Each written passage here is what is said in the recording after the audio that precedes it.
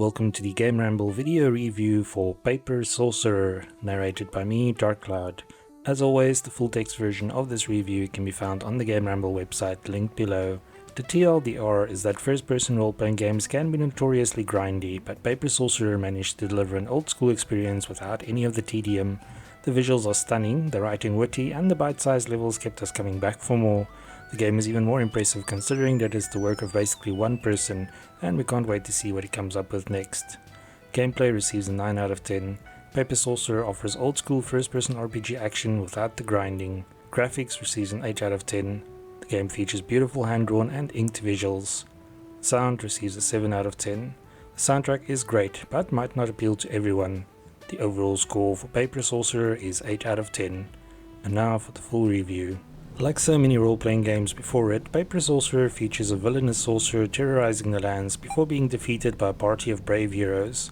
The hero seals the sorcerer away in a magical tomb that serves as a prison for evildoers, and peace returns to the world. The bad news is that your character is the sorcerer, and it's now up to you to find a way out of the supernatural prison. We're huge fans of role-playing games, partly due to the vast number of books in the choose-your-own-adventure style we read in our youth. We used to spend hours engrossed in the latest Lone Wolf adventures, which were brought to life by Gary Chalk's drawings. This made Paper Sorcerer, with its hand-drawn sprites and stylish monochrome visuals that simulate the pages of a book, especially appealing to us.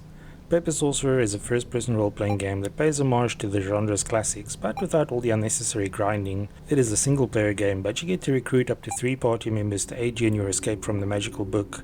As your character is a sorcerer, your party members take the form of minions, such as a skeleton, vampire, ghost, werewolf, or minotaur that you summon. This also means that most of your opponents are the guards and other do-gooders who have been tasked with keeping you imprisoned. Your overall goal is to defeat your captors and undo the bindings of the book in order to escape, but with some careful exploration, you will also reveal a deeper storyline. We won't spoil anything, but suffice to say it's pretty good and quite original. Paper Sorcerer is the result of a very successful Kickstarter that more than doubled its modest goals, and surprisingly enough for such an ambitious title, it has been created almost entirely by one person. What we like about Paper Sorcerer is that while there's no map feature, levels are generally small enough that it's hard to get lost. Encounters are for the most part not random either, and a black mist represents enemies. You can't see what you're fighting until you walk into the mist, and once you engage in battle, it's to death as there's no escape button. But it's still better than endless random encounters. Occasionally enemies will sneak up on you and initiate combat, but this is the exception rather than the norm. If you yearn for random encounters to boost your levels, you can always explore the optional catacomb levels that are unlocked by locating souls hidden throughout the normal dungeons. The game has 10 dungeons, and each one apart from the final dungeon has 3 levels and a boss encounter to complete before you can access the next. You can save at any time and return to town to rest and recover, except during battles, so the game isn't too hard, but it definitely requires some skill. Combat is turn-based and takes place on a separate screen where you use menu commands to engage the enemy. The game also uses a unique combat system where skills require energy, and you must use strategy to win battles. Our party consisted of a minotaur to deal heavy damage, a vampire using his own health to heal the party, and a ghost casting buffs and debuffs, while our sorcerer wielded elemental magic. Even on the normal mode, some fights were challenging, and for the old school players there's a 1980s difficulty setting to really test their skills. The visuals are definitely the most striking aspect of the game, and have been hand-drawn and inked by the developer. You have free movement in the dungeon, and the monochrome visuals really pop out due to the line art and deep shadows. Players who grew up with early first-person role-playing games will appreciate what the developer achieved with visuals. Exploring the dungeons, solving puzzles, and searching for secret walls and rooms is really addictive, and despite spending close to 13 hours in the game, we never found ourselves bored. We enjoyed the soundtrack and found some of the tunes quite catchy, but not everyone will appreciate the music.